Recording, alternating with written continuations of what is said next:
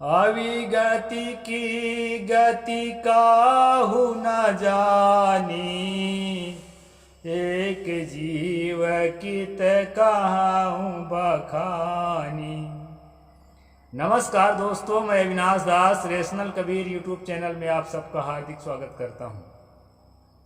साथियों, यदि चैनल में नए हैं, सब्सक्राइब नहीं किए हैं तो सब्सक्राइब जरूर करें। शेयर करके अपने सभी साथियों तक वीडियो को पहुंचाएं। बहुत ही इंटरेस्टिंग वीडियो आज मैं बना रहा हूं। लाइक करें, शेयर तो जरूर करें, क्योंकि जो है छोटी कंपनियों को, छोटे जो चैनल्स हैं उनको कंपनियां शेयर नहीं करती हैं। दोस्तों, आप ही के भरोसे है, इसलिए अपने साथियों तक जरूर पहुंचाएं। यदि मेरे विचारों से सहमत हैं तो, और असहमत है तो भी पहुंचाएं, क्योंकि असहमत है इसलिए कि आपको समझ में बात नहीं आ रही है, तर्कशीलता जो है आपको पच नहीं रही है, तो हो सकता है आपके साथियों में समाधान मिल जाए। इसलिए शेयर जरूर करें, लाइक करें, कमेंट करें, और कमेंट शालीन शब्दों में करें। दोस्तों, हम पढ़े लिखे और सुसभ्य लोगों में से हैं, इसलिए गंदे शब्दों का प्रयोग बिल्कुल ना करें, और मैं भी नहीं करता। तो मैं ये सतगुरु कबीर साहब की एक चौपाई मैंने बोला बीजक रामायणी से, अविगत की गति काहू न जानी, एक जीव कित कहूं बखानी। दोस्तों, जो भी रेशनलिस्ट होता है, तर्कशील व्यक्ति होता है, वो उन बातों को दावे के साथ पेश नहीं करता जिन बातों के विषय में उसको ज्ञान नहीं होता, बल्कि उसकी खोज करने के लिए प्रेरित करता है। करे खोज कभू न भुलाई, भूले मत रहो, खोज करो। कबीर साहब एक वैज्ञानिक दृष्टिकोण रख रहे हैं। जिन बातों को नहीं समझ पाए हो उनकी खोज करो, और जो है झूठा दावा मत करो, क्योंकि अविगत की गति काहू न जानी। अज्ञात की बात को, अज्ञात की गति को कोई नहीं जानता, वो किधर को गया है, किधर जाने वाला है। अब यहाँ बात किसकी है? जीव की बात है। ये शरीर से निकल करके यह चेतन सत्ता, ये चेतना किधर को गया, ये कोई नहीं जानता। सतगुरु कहते हैं, अविगत की गति काहू न जानी, अज्ञात की जो गति है उसको कोई नहीं जानता। जब तक शरीर में चेतना है, तब तक चेतना और शरीर एक रूप होकर काम करता है। इसको तो सब जानते हैं, अनपढ़ आदमी भी जानता है, पढ़ा लिखा भी जानता है। लेकिन दोस्तों, मरने के बाद शरीर तो चेतना विहीन होती है, लेकिन जो जिस चेतना से शरीर काम कर रहा था, वो चेतना किधर को गई, इसके विषय में झगड़ा है। सतगुरु कहते हैं कोई नहीं जानता, उसके लिए झगड़ा करने की जरूरत नहीं है। समझने की जरूरत है, शोध करने की, खोज करने की, रिसर्च करने की जरूरत है। एक जीव कित कहूं बखानी, एक जीव था, वो किधर गया, उसको कैसे बखान करो। इस तरह प्रश्न जो है सतगुरु यहां पर रखते हैं। दोस्तों, अब मैं बताने जा रहा हूं कि जो रेशनलिस्ट नहीं होते हैं, जो धंधेबाज होते हैं, धर्म के नाम से धंधा करने वाले होते हैं, वो किसी भी संप्रदाय का हो, वो धंधा करने वाला जो है उसी बात पर धंधा करेगा आम आदमी जिसको नहीं जानता है। मरने के बाद चेतना का क्या हुआ, इस बात को जो आम आदमी नहीं जानता, उस पर जो है अपना स्टेटमेंट दे करके और दावा करके कि मरने के बाद जीव का ये होता है कि वो होता है, वो अपना रोटी सेकता है। कौन? धर्म का धंधेबाज, अर्थात जो पुरोहित का धंधा करता है, जो झाड़ फूंक का धंधा करता है, जो पतरा पंचांग का धंधा करता है। ये बात उनके लिए है। साथियों, मैं छोटा मोटा उदाहरण नहीं दिया करता, क्योंकि आप लोगों को भरोसा शायद ना हो, इसलिए मैं बड़ा से बड़ा उदाहरण दूंगा। मैं वाल्मीकि रामायण खोल करके बैठा हूं। ये जो है आपके, ये देख सकते हैं आप, वाल्मीकि रामायण और गीता प्रेस गोरखपुर से छप करके तैयार हुआ है दोस्तों, प्रमाणिक संस्था से। इसमें जो है सर्ग नंबर 13 जो है त्रयोदश, सर्ग नंबर त्रयोदश, यहाँ पर से बात हम चालू कर रहे हैं।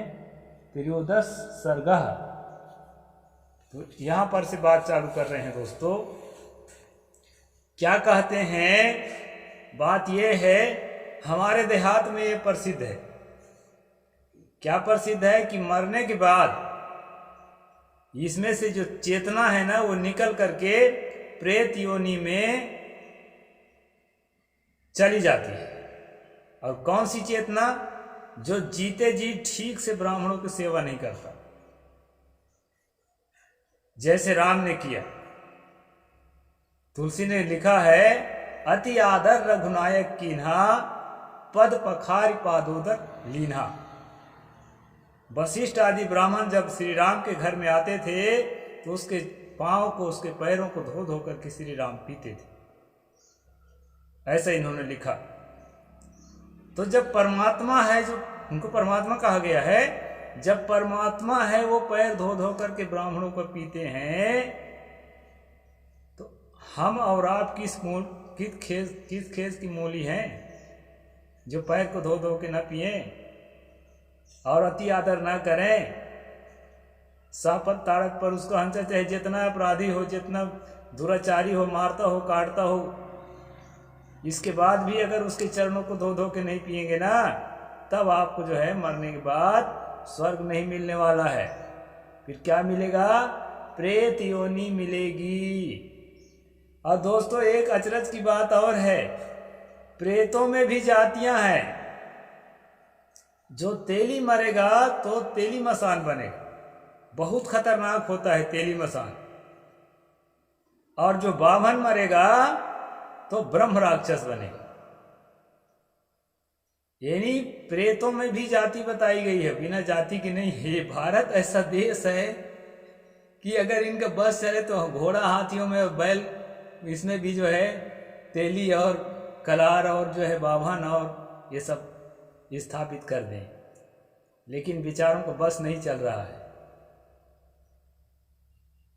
तो दोस्तों आज मैं बताने जा रहा हूं कि जब ऋष्यशृंग को राजा रोमपाद के यहाँ पहले बुलाया गया, फिर वहाँ से जो है वेश्याओं के माध्यम से, वेश्याओं की आरती उतारने वाला वीडियो मैं बना चुका हूँ, नहीं देखे होंगे जरूर देखना। इसके बाद क्या हुआ दोस्तों कि उसको राजा दशरथ के यहाँ रानियों को गर्भवती करने के लिए लाया गया। अब इस पर मतभेद है। कुछ विद्वान कहते हैं कि ऋष्यशृंग के द्वारा तीनों रानियों को जो है नियोग प्रथा पहले चलती थी, नियोग प्रथा पर मैं मनुस्मृति के तहत वीडियो बनाया हूँ, आप जरूर देखना।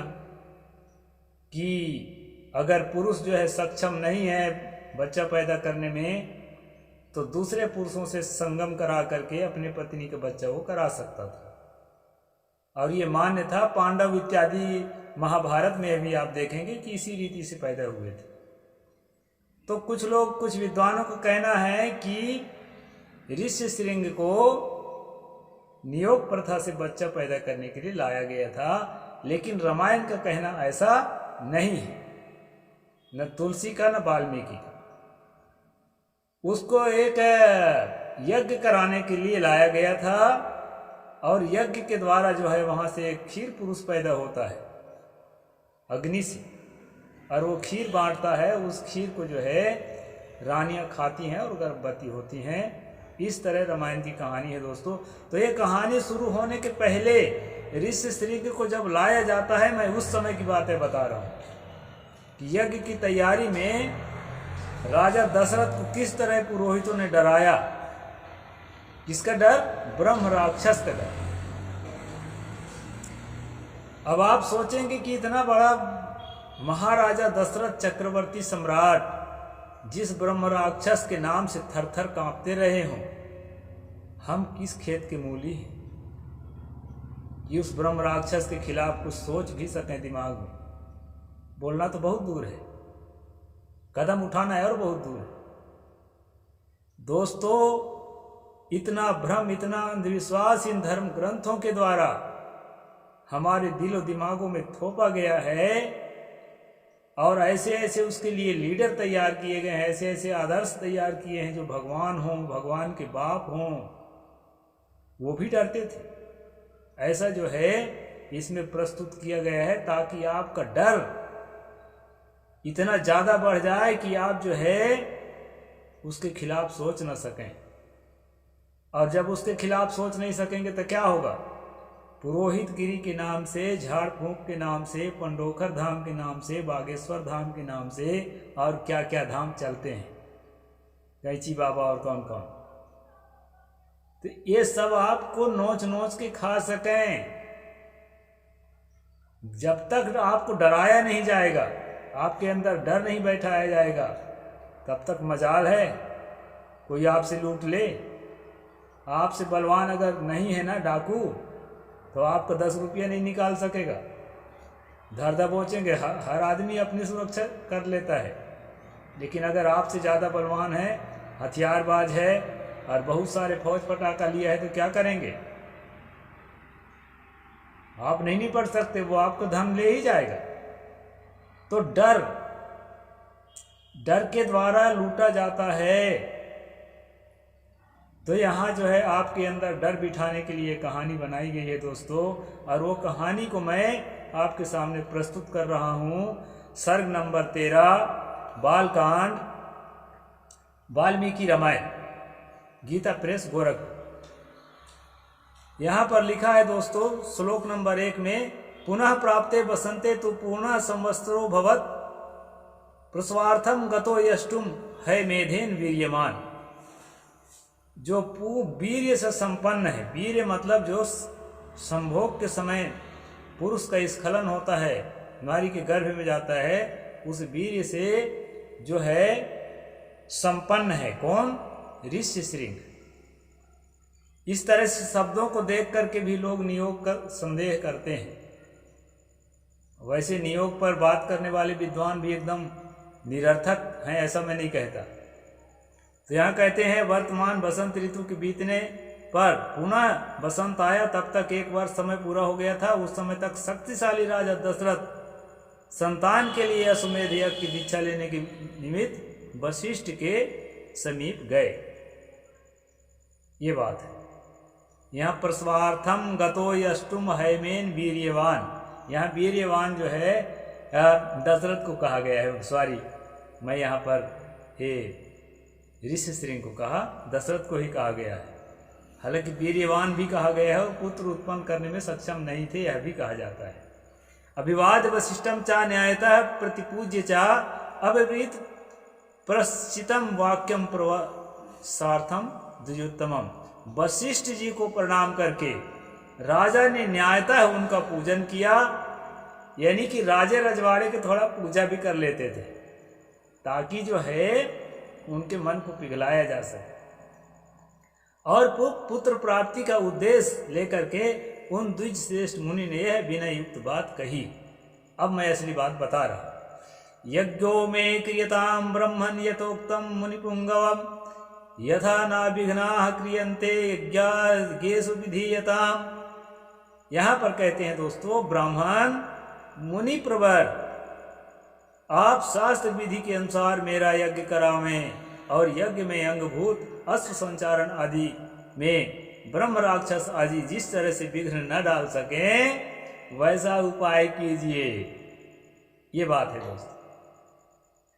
यानी राजा दशरथ विनय कर रहे हैं वशिष्ठ से कि ब्रह्म राक्षस आदि जो विघ्न डालने वाले हैं, मैं पहले बता चुका हूं कि ब्राह्मण मर करके जब, अच्छा शूद्र तो ब्राह्मण का ठीक से सेवा नहीं करता है तो वो स्वर्ग नहीं पाता, वो शूद्र राक्षस होता है, यानी कि वो प्रेत योनि को प्राप्त करके अगर तेली है तो तेली मसान बनता है, अगर ब्राह्मण है तो ब्रह्म राक्षस बनता है।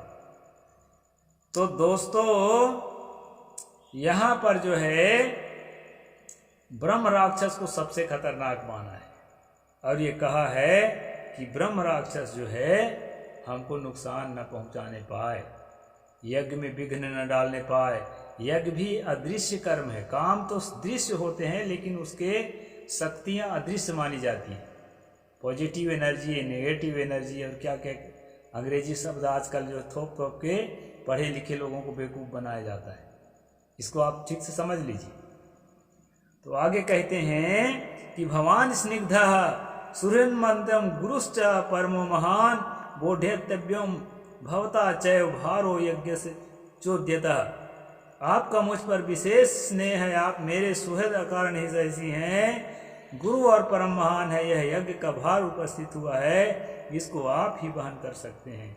अब एकदम विनीत हो जाते हैं दशरथ। डर ऐसा चीज होता है दोस्तों, ब्रह्म राक्षस का डर।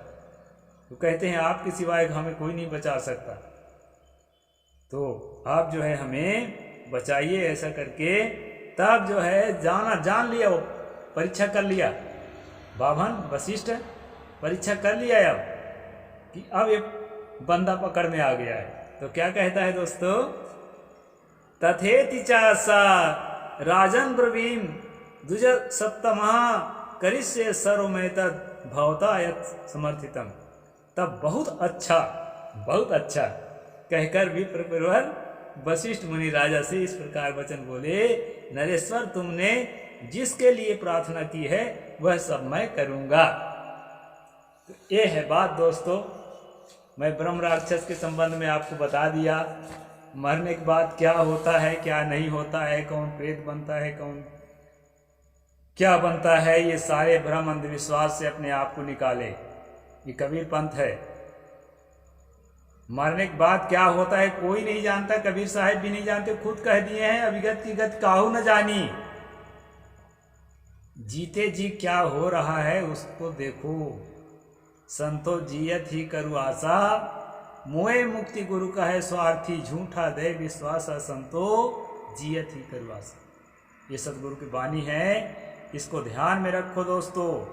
और जो है ये मरने के बाद क्या भूत हो गया प्रेत हो गया, मेरा ये जो कुटिया है आश्रम है ना, ये शमशान में है, ये आपको बता देता हूँ। मैं पहले स्वयं निडर हुआ हूँ, इसके बाद आपको निडर होने की शिक्षा देता हूँ। आचरण ना करूं, केवल बात बोलूं तो गलत हो जाएगा। ये शमशान भूमि में मैंने स्थान बनाया है, शमशान से थोड़ा हट के है, वो शमशान में कैसे बनाने देंगे को, लेकिन सटा हुआ है। और कोई भूत प्रेत ब्रह्म राक्षस और कोनो राक्षस आज तक हमको कोई सताए नहीं, और मजे से जीते हैं।